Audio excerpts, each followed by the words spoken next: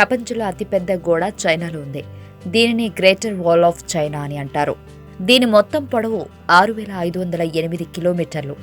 China wall తర్వాత ప్రపంచంలో రెండవ అతిపెద్ద గోడ మన దేశంలో రాజస్థాన్లో ఉంది. అదే కుంభల్ఘర్ కోట.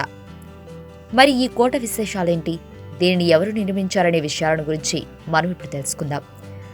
రాజస్థాన్ రాష్ట్రంలో రాజ్ సమంద్ జిల్లాలో అరావళి పర్వత శ్రేణుల్లో కుంభల్ఘర్ కోట ఉంది.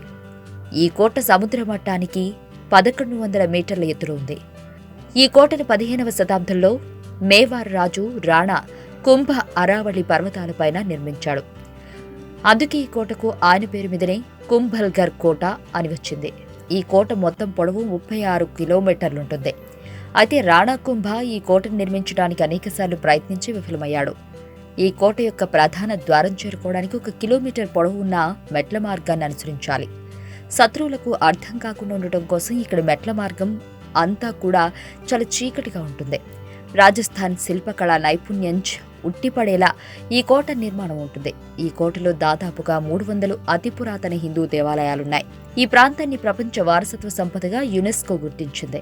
ఈ కోటను సందర్శించడానికి పర్యాటకులు ఎక్కువగా నవంబర్ నుండి ఫిబ్రవరి మధ్యలో వస్తుంటారు.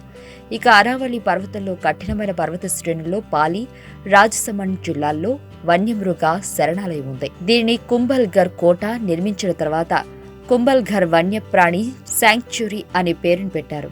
అయితే 576 కిలోమీటర్లు విస్తరించి ఉన్న ఈ శరణాలయం సముద్ర మట్టానికి దాదాపుగా 1300 మీటర్ల ఎత్తులో ఉంటుంది. ఇక అరావళి పర్వత మధ్య దట్టమైన అడవుల్లో ఉన్న ఈ ప్రదేశాలను చూడటానికి పర్యాటకులు ఎక్కువగా ఆసక్తి చూపిస్తుంటారు.